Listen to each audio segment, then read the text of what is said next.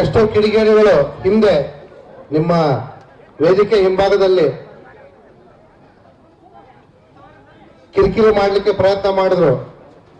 ಮಾನ್ಯ H K Patil ಸಾಹೇಬರು ಬಂದಾಗ ಮತ್ತೆ ಕಳೆದ ಬಾರಿ ಶಿವಾನಂದ ಪಾಟೀಲ್ ಸಾಹೇಬ್ರನ್ನು ವಾಪಸ್ ಕರ್ಕೊಂಡು ಹೋಗ್ಬೇಕಾದ್ರೆ ಅದಕ್ಕೆ ಖರೆ ಯಾರು ಹಸಿರು ಶಾಲೆ ಹಾಕೊಂಡೇನೋ ಇಲ್ಲಿ ಕುಂತವ ಯಾರೂ ಅವಕಾಶ ಕೊಡ್ಲಿಲ್ಲ.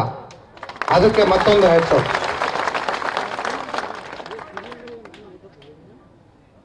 ಒಂದು ಸಣ್ಣ ಇನ್ಸಿಡೆಂಟ್ ಆಯ್ತು ಹತ್ತರಿಗೆ ಒಳಗ.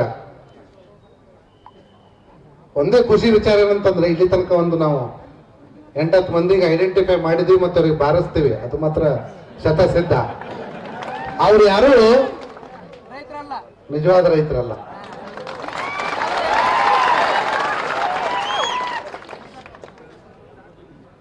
ಇನ್ಫ್ಯಾಕ್ಟ್ ನಿನ್ನೆ ಅದೇ ಆಗಿದ್ದು.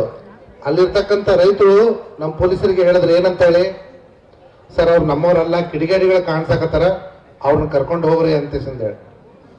ಅವ್ರನ್ನ ಕರ್ಕೊಂಡು ಹೋಗ್ಬೇಕಾದ್ರೆ ಯಾರೋ ಒಂದಿಷ್ಟು ಕಲ್ತೂರಾಟ ಮಾಡಿದ್ರು. ಸ್ವಲ್ಪ ಪರಿಸ್ಥಿತಿ ಉದ್ವಿಗ್ನ ಆಯ್ತು. ಮತ್ತೆ ಗುರ್ಲಾಪುರ ಹುಲಿ ಬಂತಲ್ಲಿಗೆ ಬಂದು ಅವ್ರನ್ನೆಲ್ಲ ವಿಶ್ವಾಸಕ್ಕೆ ತೆಗೆದುಕೊಂಡು ನಮ್ಮ ಜೊತೆ ಸೇರ್ಕೊಂಡು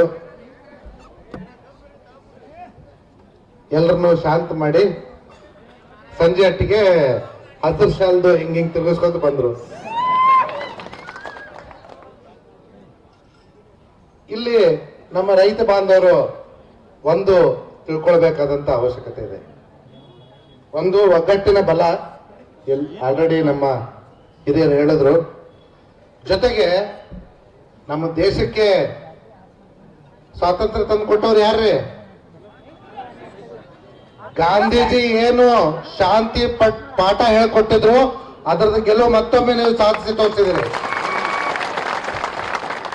ಆ ಶಾಂತಿ ಮತ್ತೆ ಅಹಿಂಸೆ ಪಾಠವನ್ನು ನಾವೆಂದೂ ಮರಿಬಾರ್ದು. ಮರಂಗಿಲ್ಲ ಅದಲ್ಲ. ನಾವು ಹಾಕೊಂಡಿರೋದಕ್ಕೆ ಹಾಕಿ ಅಷ್ಟೇ. ನಮ್ಮ ಜೊತೆ ನೀವು ಇದ್ದೀರಿ, ನಿಮ್ ಜೊತೆ ನಾವು ಯಾವಾಗ್ಲೂ ಇರ್ತೀವಿ. ನಮ್ಮ ಎಲ್ಲಾ ಡಿಪಾರ್ಟ್ಮೆಂಟ್ನವ್ರೂ ಕೂಡ